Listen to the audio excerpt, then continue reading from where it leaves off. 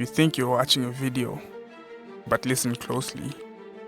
That tiny pause before it loads, that isn't buffering. That's the auction starting. A slot opens, a bell rings, somewhere you can't see. And in the time it takes you to blink, someone just bid on your next few seconds. Not for your money, for your mind. And here's the unsettling part. You'll never meet the bidders, but they know exactly what kind of attention you produce.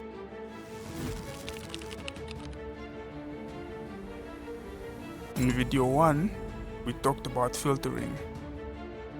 Your videos aren't ignored, they are processed. In video 2, we exposed what the system protects. Continuity, habit continuity, the loop that can't break. Now we go one layer deeper. Because filtering isn't the mission, it's just a security checkpoint. What's being protected isn't content quality, it's a business model. Behind the feed sits a trading floor, and the product being traded isn't video.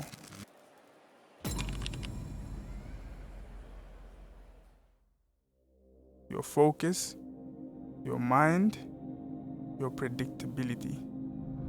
You thought you were the customer. You're the inventory. Here's how it works. An ad slot opens before a video, inside a video, beside a feed. That slot is inventory, not an ad. A moment, a slice of human attention that can be purchased if the price is right. So advertisers don't run ads. They bid for that moment. Not for the internet, for your session. Your scroll speed, your likelihood to stay, your probability of clicking. In 2025, global advertising spending was projected to pass $1 trillion.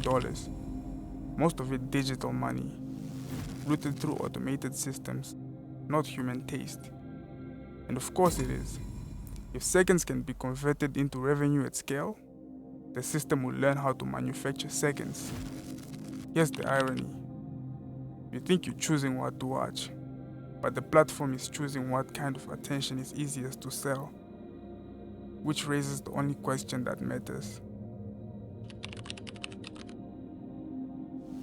Most people think the asset is time spent. That's the only visible layer.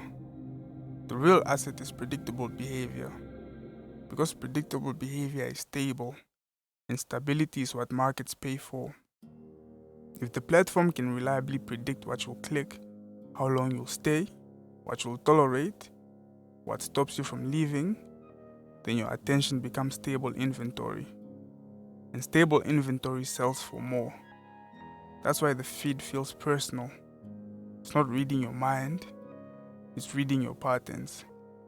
Every pause is a signal. Every rewatch is a signal. Every late night spiral is a signal.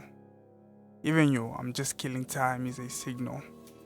And slowly, quietly, the system nudges you towards what it can predict.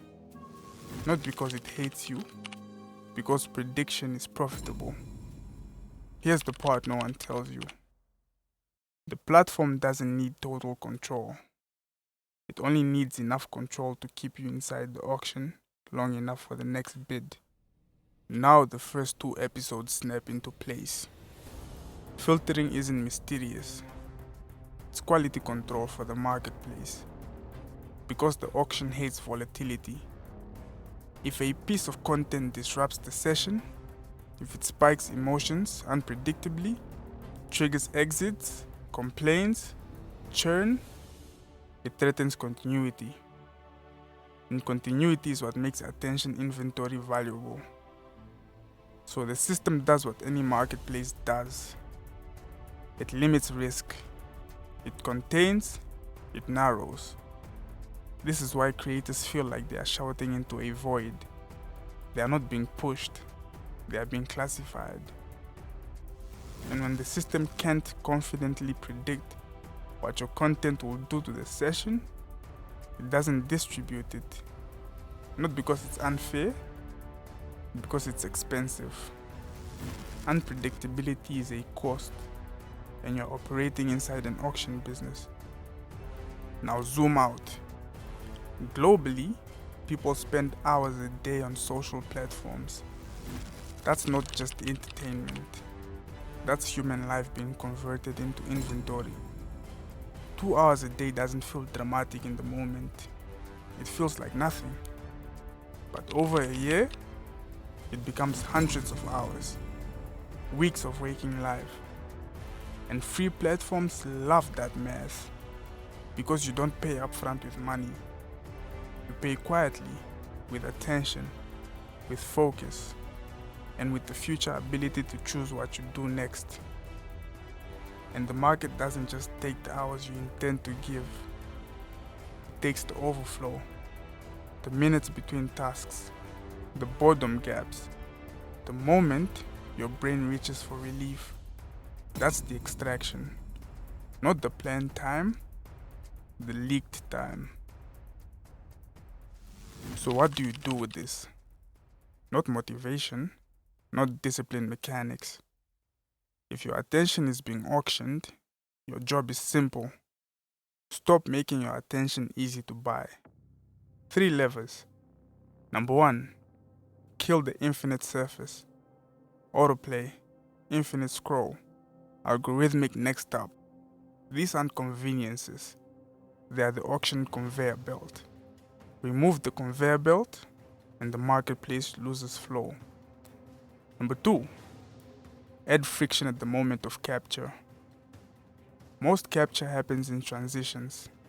When you're bored, tired, anxious, avoiding. So you don't need a new personality. You need a gate, a rule. No feed inside gaps. Only feed inside a deliberate window. Not because you're trying to be better, because you're trying to be harder to monetize.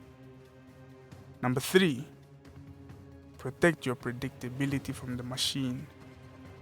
The system learns you by watching repetition.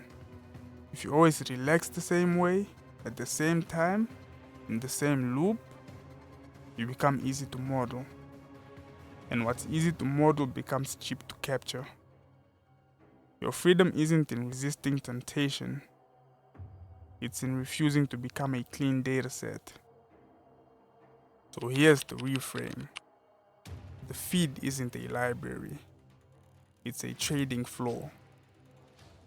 And you're not browsing content, you are standing inside a market where your attention is priced, bid on, and sold. Once you see the auction, you start noticing the pressure everywhere. Stay a little longer, click a little faster, become a little more predictable. In the next episode, we go even bigger than the phone. Because the auction doesn't just live inside apps, it has shaped the environment around you. We're going to expose why modern life punishes deep focus and why the world is being built for shallow attention on purpose. Not as a conspiracy, as a business model.